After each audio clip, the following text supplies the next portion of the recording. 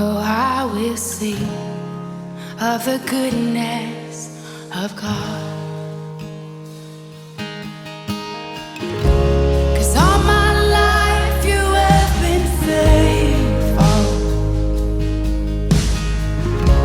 and all my life you have been so good. Hi everyone, and welcome to Devotions with the Dube's Testimony Tuesday. My name is Mandla Dube, and today I have the privilege of telling my story of what the Lord has done in my life. And I'm going to start when I was younger. I come from a family where we were very religious, and we, as far as I can remember, I think we always have some kind of a faith that we were following and some kind of a religion that we were practicing.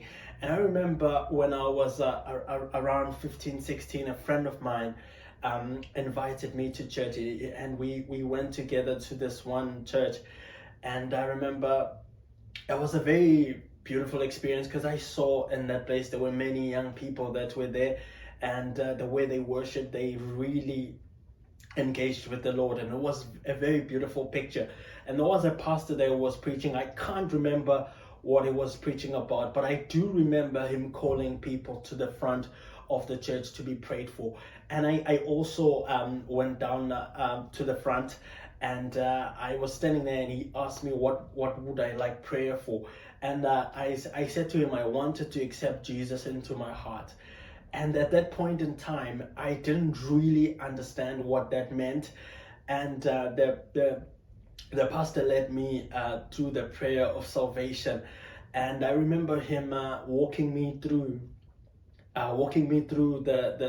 this process of accepting Jesus Christ, and what was going to happen in my life after that, and how I will have a relationship with Jesus Christ. And when I look back now, I think of the difference between that time and the time before that was that it was always about what I can do so that I can be right in the eyes of the Lord, and all the things that I should do so that I will be right in the eyes of the Lord. And as soon as I accepted Jesus in my heart, it was no longer about what I can do for the Lord, but it was about what God had done for me at the cross at Calvary, and about how my sins have been forgiven, and how I was a child of God. And it was a beautiful experience. And I got involved in the church after that. I got involved in kids ministry. I got involved in youth ministry, and I had someone spoke a word over me saying that I was going to preach to nations. And I remember as a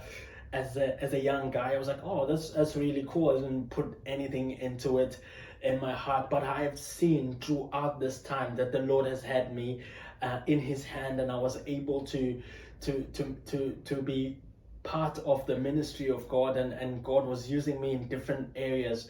And when I was serving in the church, and God has taken me to as far as the UK now, where I'm continuing serving Him in a church in Wales. And what I can say is that when the Lord comes into your heart, He changes our desires, and He changes the people that we are as we become His children. I love how in Scripture it says it so clearly in the book of John, chapter 1 verses 12. It says, to those who believed Him and to those who received Him, He gave them the right, some versions said the power, to become children of God. And I just want to say that there's power in being a child of God. Also, there's power in inviting friends. As I'm standing here, I am a product of an invitation of a friend inviting a friend to church. So I want to encourage you to not give up on inviting your friends to youth groups, to church, and to all these church events, because God will come through and will break in. May the good Lord bless you.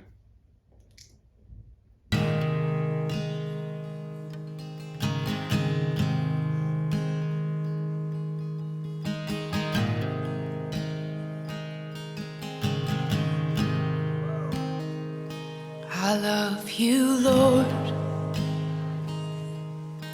Oh, your mercy never fails me.